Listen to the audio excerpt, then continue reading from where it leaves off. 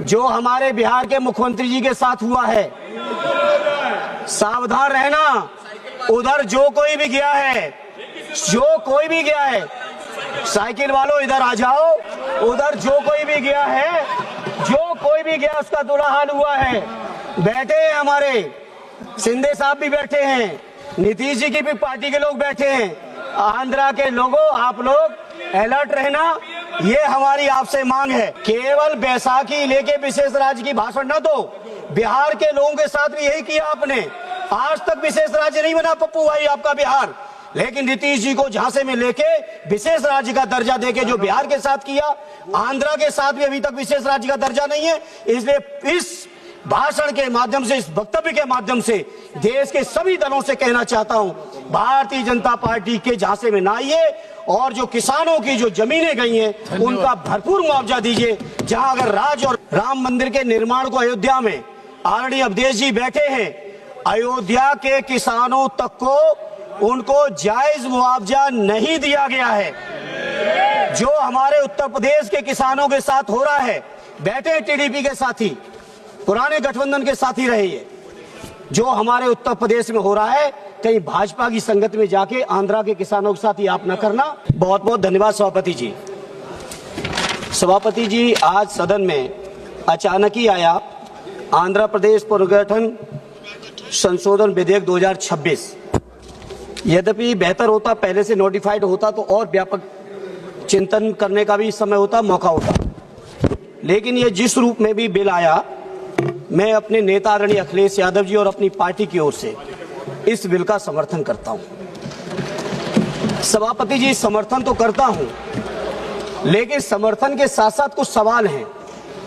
हमारी पार्टी का सवाल है आंध्रा के साथियों से, विशेषकर टीडीपी और एनडीए के लोग जो सत्ता चला रहे हैं या जिन्होंने विधानसभा से प्रस्ताव पारित किया है।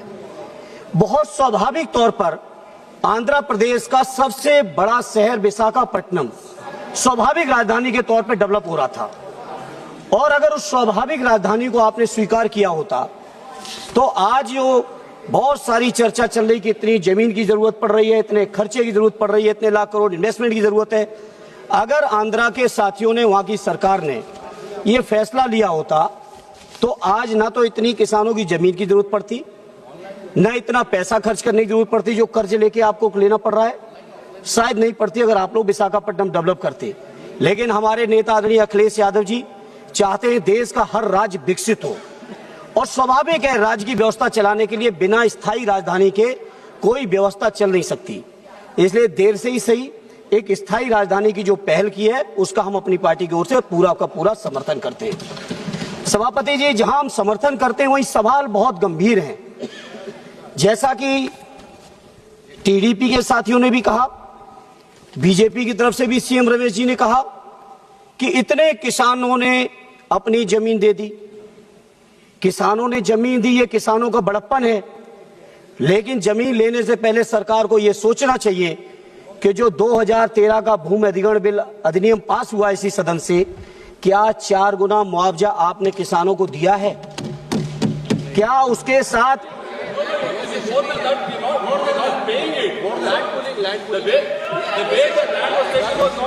मुआवजा दिया? एक अगर दिया है अच्छी बात है, हम आंध्रा के किसानों के हितों की बात कर रहे हैं। मुआवजा किसानों को पूरा मिले, उसके साथ साथ जो रहने की जो कंडीशन है प्लॉट मिलने की वो पूरा मिले। ये हमारी लैंड पुलिंग तो बड़े लोग करते हैं, किसानों को क्या मिल जाएगा हम भी जानते हैं। बड़े बड़े लोग लैंड पुलिंग करके सरकार को देते हैं, किसानों को मिलना चाहिए, ये मेरी पार्टी की तरफ से मांग है। अगर आप दे रहे हैं तो बहुत अच्छा, और नहीं दे रहे हैं तो इस पर आप विचार कर लेना। दूसरा सभापति जी, सीएम रमेश जी ने कहा कि उनके अपने क्षेत्र में 5 लाख करोड़ के एमओयू और इन्वेस्टमेंट आ रहा है। सीएम रमेश जी ने कहा उनके अपने क्षेत्र में, आपकी अपनी कॉन्स्टिट्यूंसी में आ रहा है, बहुत अच्छी बात है। कहीं यूपी जैसा ना आए। सही बात है। यूपी में क्या हुआ सभापति जी, 15,000 करोड़ के एमओयू साइन हुए, और 15 लाख करोड़ के, और बड़ी जिम्मेदारी से कह रहा हूं 1500 करोड़ भी कहीं इन्वेस्टमेंट नहीं हुआ है।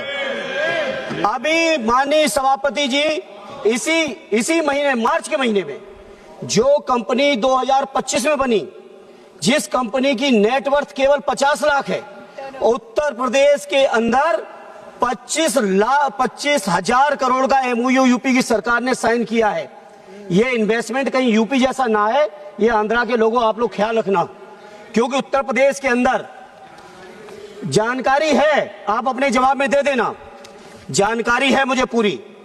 इसलिए आज इस मौके पर कहना चाहता हूं, जहां 54,000 करोड़ एकड़ लैंड आप लैंड परचेज कर रहे हैं। दूसरी बात, जिसके नाम पे पूरे देश का चुनाव लड़ा गया, महीनों पहले महीनों बाद तक 24 घंटे लाइव चलाया गया है।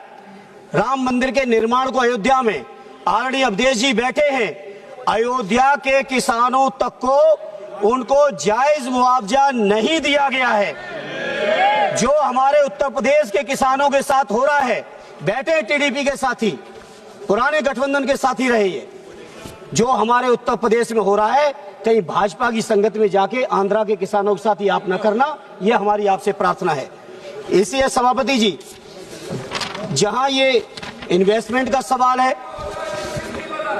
और हां आंध्रा के साथियों, साथी पप्पू जी ने कहा जो हमारे बिहार के मुख्यमंत्री जी के साथ हुआ है, सावधान रहना। उधर जो कोई भी गया है, जो कोई भी गया है, साइकिल वालों इधर आ जाओ, उधर जो कोई भी गया है, जो कोई भी गया उसका बुरा हाल हुआ है। बैठे हैं हमारे शिंदे साहब भी बैठे हैं, नीतीश जी की भी पार्टी के लोग बैठे हैं। आंध्रा के लोगों, आप लोग अलर्ट रहना, ये हमारी आपसे मांग है। माननीय अध्यक्ष जी, मैं अपनी पार्टी साहब से 2 मिनट बात करूंगा, ज्यादा नहीं। विशेष दर्जा राज्य तमिलनाडु, आंध्रा का जो विशेष राज्य का दर्जा है, मैं अपनी पार्टी की ओर से कहना चाहता हूं, श्रद्धेय नेताजी ने छोटे राज्यों की स्थापना का हमेशा विरोध किया है, और सैद्धांतिक तौर पर उन्होंने कहा है कि जब राज्य छोटे हो जाते हैं तो कटोरा लेके केंद्र के सामने उन्हें खड़ा होना पड़ता है, कभी वो अपने दम पर राज्य का विकास नहीं कर पाते। जैसा आंध्रा के लोग चर्चा कर रहे हैं, राजधानी गठित करने के लिए कटोरा लेके केंद्र सरकार के सामने खड़े। उत्तराखंड के लोगों का विकास कैसे हो पाया वो हम जानते हैं। शुरुआत में केंद्र सरकार राज्य गठन के साथ तमाम तरीके की रियायतें दे देते हैं, टैक्स फ्री, इस तरह का औद्योगिक क्षेत्र बनाएंगे, ये भी करेंगे, वो भी करेंगे, और 10 साल से ज्यादा किसी राज्य को सुविधाएं केंद्र देता नहीं है, और अंततोगत्वा उस राज्य के विकास पर बहुत असर पड़ता है। इसलिए सभापति जी, मैं श्रद्धेय नेताजी की जो सोच रही है, उस सोच का मैं समर्थन करते हुए मैं पूरे देश के लोगों को कहना चाहता हूं, ये छोटे राज्यों की चर्चा, छोटे राज्यों की सोच, छोटे राज्यों की मांग से दूर रहें। जितना राज्य बड़ा होगा, जितना संसाधन होंगे, जितना उनके पास मैन पावर से लेके तमाम चीजें होंगी, उतना ही राज्य आत्मनिर्भर होगा, केंद्र पर उसकी निर्भरता कम से कम होगी। इसलिए आज चूंकि आंध्रा के लोगों की मांग है, और ये हमारे पुराने सहयोगी रहे, और हमें उम्मीद है इसी 18वीं लोकसभा में फिर से एक बार हमारे सहयोगी बनेंगे, और इसलिए इनको जो विशेष राज्य की मांग है, उस विशेष राज्य की जो मांग है उसका हम समर्थन करते हैं, और केंद्र के मंत्रियों से कहेंगे केवल बैसाखी लेके विशेष राज्य की भाषण न दो। बिहार के लोगों के साथ भी यही किया आपने, आज तक विशेष राज्य नहीं बना पप्पू भाई आपका बिहार, लेकिन नीतीश जी को झांसे में लेके विशेष राज्य का दर्जा देके जो बिहार के साथ किया, आंध्रा के साथ भी अभी तक विशेष राज्य का दर्जा नहीं है। इसलिए इस भाषण के माध्यम से, इस वक्तव्य के माध्यम से देश के सभी दलों से कहना चाहता हूं, भारतीय जनता पार्टी के झांसे में ना आइए, और जो किसानों की जो जमीनें गई हैं उनका भरपूर मुआवजा दीजिए। जहां अगर राज्य और राजधानी का कहीं आप लाभ की बात कर रहे हो, चर्चा कर रहे हो, तो उस लाभ का अगर कोई सबसे पहला हकदार है, किसी का हक है, तो वो किसानों का है, आंध्रा के। इसलिए आंध्रा के किसानों को भरपूर सुविधाएं दो, ये हमारी आपसे अपील है। एक बार फिर अपनी पार्टी और अपने नेता आदरणीय अखिलेश जी की ओर से इस बिल का आंध्रा की जनता के हित में, आंध्रा के लोगों की तरक्की के लिए मैं पुरजोर समर्थन करता हूं। बहुत बहुत धन्यवाद।